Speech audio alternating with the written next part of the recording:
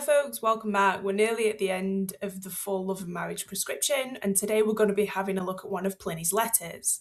So Pliny is writing to the aunt of his third wife, Calpurnia. At the time when they are married, Pliny is 40 and Calpurnia is 15. So remember, Calpurnia is Pliny's third wife, and although that age gap's really understandably uncomfortable to us, it's her first marriage and his third. The age gap between the groom and the bride is something you'll have probably seen when you've done translations, maybe from the Cambridge Latin course, which I'll link below. But it's really, the emphasis was usually on the bride getting married when she's at childbearing age. You'll be pleased to know that Pliny and Calpurnia never had any children, but the age gap between them affects the way we read this letter. So we learn in the opening that the aunt has raised Calpurnia since her father died, and Pliny is kind of reporting on his wife and how she's settling in quite a paternal way. The age gap makes that kind of make sense in the way that he speaks to the aunt and the way he reports on her. So we'll have a little look at the Latin and the English, and then we'll look at some of the effects in this letter and see what we can learn about Roman marriage from them. Cum sis pietatis exemplum, filiam fratris tui ut tuam dirigis, nec tantum amitae e affectum representas verum etiam patris amici. So, words we'll know from the language paper. Exemplum, a model or an example. Pietatis, piety, here it is family love, familial duty. Filiam, daughter. Fratris, brothers, so of the brother, genitive case. Diligis is you show her care, like you are diligent. Amitiae, like affection, I guess. Patris, father. So lots of vocab, from the language paper. And again, it sets the scene of who the aunt is, and he's kind of flattering the aunt a little bit. Maxime igitur gaudebis, cum cognoveris eam dignam patre, dignam te, dignam avo evadere, summum est acumen, summa frugalitas, amat me, quod castitatis indicium est. So gaudebis, you will rejoice. This is semi-deponent, which means gaudeo in the present tense is I rejoice. In the perfect tense, it becomes gavisus est or gavisus sum. So if you're not good with deponents and semi-deponents, go and revise them for the language paper. Cognoveris, you learn or you get to know from cognosco. Dignam is worthy, and we see it repeated. Patre, of the father. Te, you, and avo here is grandfather. Summum is the height. Acumen is intelligence, and we talk about having acumen in English as well. Summa frugalitas, frugality. Here it's care with money, but frugality is an English word for being good with money. Amat, she loves. Pretty much the first word you probably ever learn. And castitatis is like faithfulness or chastity, which here are kind of presented as being the same thing. Sorry guys, that's repeated. So we're going to pick up at praeterea. Praeterea studium literarum ex me caritate concepit. Meos libelos habet, lectitat, ediscit etiam. So in addition, praeterea, studium literarum is like an interest in literature, in literary studies. Ex me, she's learned it from him. Concepit is like she's conceived, so she's developed an interest in literature. Meos libeos, me, like my books or my writings. Habet, she has. Lectitat, she reads them again and again. Ediscit etiam, so disco, like she is taught them by heart. So she even learns them. Sounds a bit tedious, doesn't it? But it's one of the things, I guess, that he can use to soften the aunt. Like, yes, she's married an older person, she's married an older husband, but there's an intellectual benefit. It's kind of developing her as a person.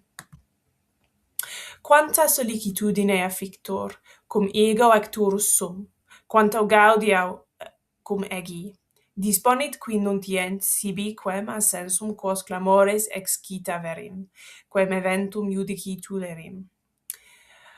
Anxiety, solicitudine. So solicitous is worried, solicitudine is anxiety. Afficitor is like affected. So what anxiety affects her, here it's she feels. Actorus sum, I'm about to act. And here it's I'm about to speak in court. We know that from context because you know ago from the language paper. This is the future actorus sum when I am about to speak. Gaudio, delight or joy. Qui nuntient. Qui nuntient, who tell her, who announce. So nuntio again from the language paper. What else will we know? Tulerim.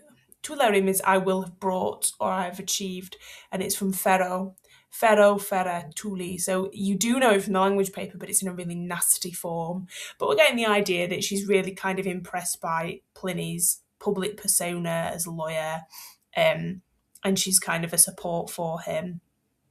And she cares about his like public persona, which is the role of husbands to kind of represent the family publicly, whereas wives are kind of the cheerleaders in the house. And he's painting a nice picture of that.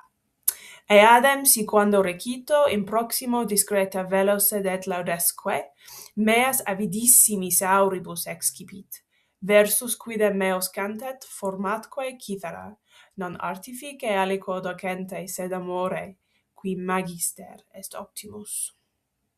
Right. Quando recito, whenever I recite, you know that from the language paper. Sedet, she sits in proximo, nearby. Discreta velo is hidden by a curtain. Now, I wouldn't expect you to know that. Like, veiled discreetly can be a way of remembering it, but the idea is that it wouldn't be appropriate for her to sit in a public forum and listen to her husband, but she's interested enough to sit behind a curtain and do it. Fine. Avidissimis is most eager. Think avid in English, and issim is your superlative. Auribus is ears. What else have we got? Cantat, she sings. Format, she sets it to music. Cithara is a lyre. You can call it Cithara as well as calling it a lyre. Docente artifice. Docente is teaching. It's a participle from doceo, vocab you know. Artifice is like skill or artifice. Amore is love. Magister is teacher, which you know. Optimus is the best. So she's a bit of an amateur, but because she loves him, he likes to listen to it. It's a bit sickly, isn't it? But there we are. His ex causis in spem certissimam aducor perpetuam nobis, meoremque in dies futuram esse concordiam. Non enim aetate meam aut corpus, quae palatim occidunt ac senescunt, sed gloriam dirigit. His causis, these reasons. Aducor, I am led. So it's duco, but in the passive voice. What else will we know from the language paper? Harmony, concordiam. Know that from the language paper. Corpus, physique or body. What else? Senescun. So senex is old man. Senescun is to grow old. Gloriam is reputation. And he's saying that, you know, it's not my age or physique that she loves, neither of which is great, but my reputation. So it's kind of a hint at the situation that he's significantly older than her. But that's, for that reason, he thinks the marriage will be more sustainable because it's not based on desire, it's based on respect and affection, if you say so, Pliny. Let's have a look at the next one. Last one. Necalio decep puellam tuis manibus educatam, quae amare me ex tua praedicatione consueverit, my goodness. Ergo tibi gratias agimus, ego quod illa mihi, illa quod me sibi dederis. Vale. So, the lines here have been put in by me. It's not poetry, it is prose, but I've just done it so that you can follow the English and Latin translation a little bit more easily. So, decet, befitting, like, it's where we get the word decent.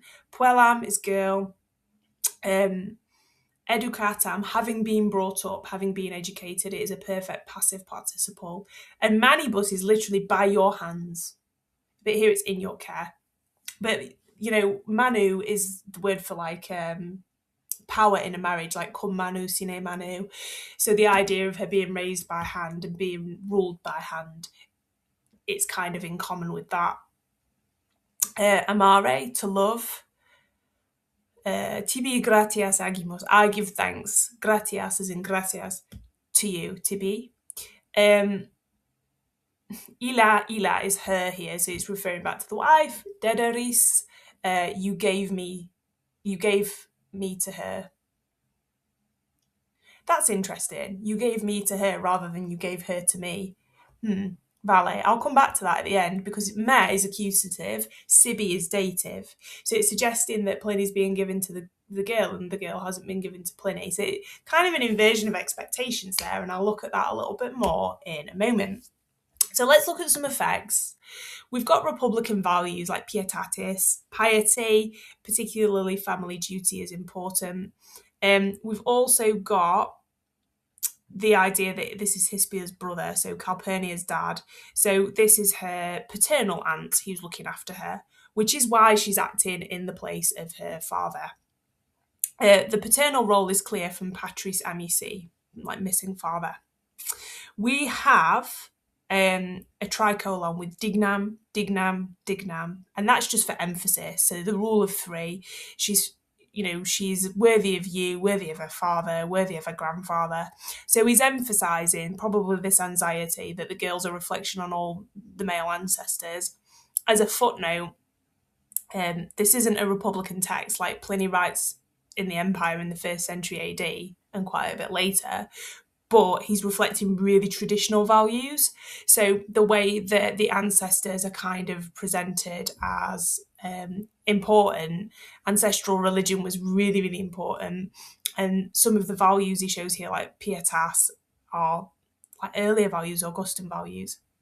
But here you can call them traditional. They are traditional. He's writing far later than the time when these values were really hammered home by Augustus.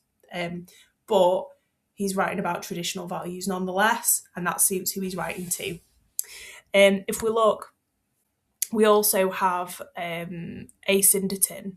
So we've got a list here, haber, letita, edisce, all the different things that his wife does with his texts, so with his writings and everything like that.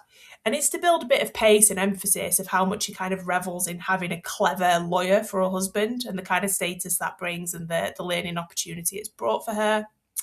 We've got anaphora with quanta and quanto, like how much worry she has for me, how much I rejoice. How much joy, I should say, because Gaudio here is joy. So again, it's quite emphatic. He couldn't really praise her any more highly. Propriety and personification. So if we look, propriety comes in because she sits behind the curtain, discreta velo, to listen to her husband. So even though she's very keen to hear what he says, she observes really traditional values herself in sitting behind a curtain. Personification, if you go down to qui magisters optimus, so this is where he says that she plays the lyre for him, the kithera, and it's not that she's been taught to play that well, which was kind of her aunt's responsibility, but because she loves him so well, that has taught her to play well. So like she's done that off her own bat, if you like. She's put herself out of her way to please her husband and learn a new skill that maybe she hadn't learnt with her aunt. Okay, if we look at the final bit, we've got the idea of women's education, so how she was raised by her aunt, manibus educatam, like having been raised by your hand. Predicatione, we've got like a kind of recommendation here.